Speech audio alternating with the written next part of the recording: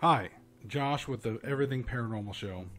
I just wanted to take a moment to cover something here when the family of Shanann Watts had actually just went on the Dr. Phil show recently to discuss their reaction and feelings to the Chris Watts full confession, which was just released to the public back on March 7th, where he goes into detail about murdering his family. So I'm sure most of you that follow the case have come here. This is not obviously a summary, but this is going to be a video regarding a little bit of paranormal. Since this is a paranormal channel, I felt it was very much worth talking about Sandy's discussion on the Dr. Phil show. She actually brought up a few different paranormal encounters. She was sharing some very vulnerable moments, and I applaud her for that. And the first thing, let's cover the first thing that she brought up, was that she had knew the moment that Shanann had passed away or was killed, and she said that she felt like a spear had gone through her forehead, and then she heard the Holy Spirit say Shanann. Obviously it caused her alarm. She woke up the family and they're like, no, so I mean, and there was confirmation from the family of this too. So go ahead and you can hear for her in her own words. I felt my daughter's spirit the moment she died. Something woke me up, and I sat at the foot of, sat up, and a spear went through my forehead, and I heard the Holy Spirit say, Shanann. And I said, holy, something happened to my daughter. I knew. I swear to God, I knew. I woke up Frankie. I woke up the whole house. I said, something's wrong with Shanann. I'm telling you, something's wrong. And we didn't know she was missing yet. Yeah, she knows all the time. She's got intuition. I don't know how she knows these things. Okay, so now this is a little bit later. She, had obviously had found out the truth, and she was laying in bed. I believe she was talking with God, and she was even contemplating suicide. I mean, is really what she was saying. So again, sharing some very vulnerable moments.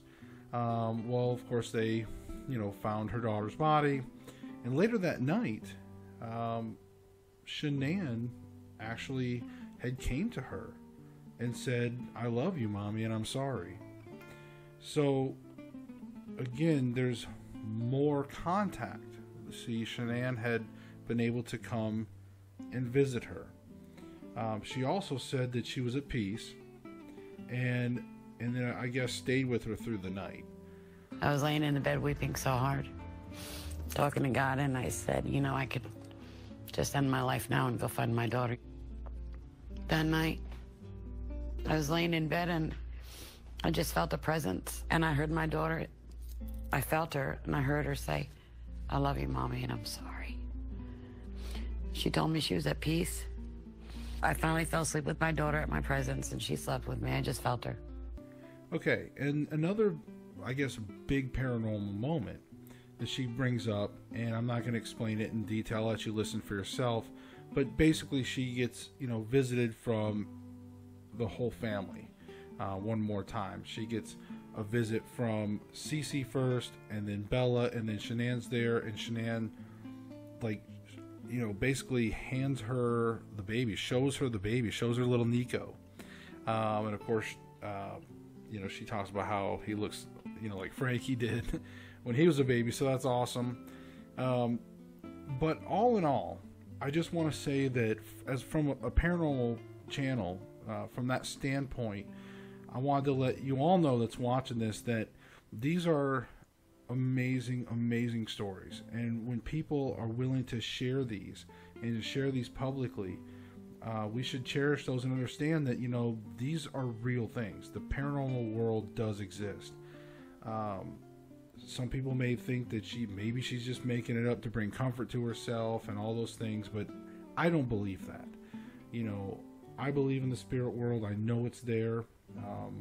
We'll cover more about that stuff in future videos, but I just wanted to say I'm really glad. And she said, in her words, Shanann, by Shanann coming back and visiting her, the children, all that, for them to come back and see her spiritually, it saved her life.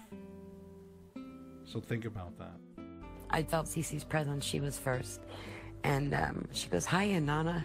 And I could see her, but in my mind, you know, but I could hear her.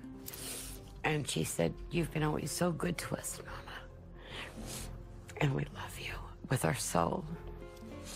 And I always took their face and kissed them all over. And she grabbed my face and just kissed me all over. And Shannon said, "It's okay now." And we gave kisses, and she turns her to her left. And then Bella came in, and Bella went like kind of like, "Hi, Nana," you know, just like the way she, I don't know, just the way she did it, yeah. And she said, "Guess what, Nana?" And I said, "What, Bella?" And she said, "I can go to Walt Disney World anytime I want." And I said, "That's right, Bella. That's right."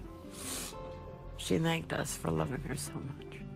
After I saw Bella and Cece, and then Shannon was standing there, I could see her body, but like kind of like see through, and then just her upper part turned, and then I couldn't see who was handing the baby to her, and she handed me my grandson, and it's just like Frankie. It's crazy, but looks just like Frankie. So he's beautiful. He's beautiful. It saved my life.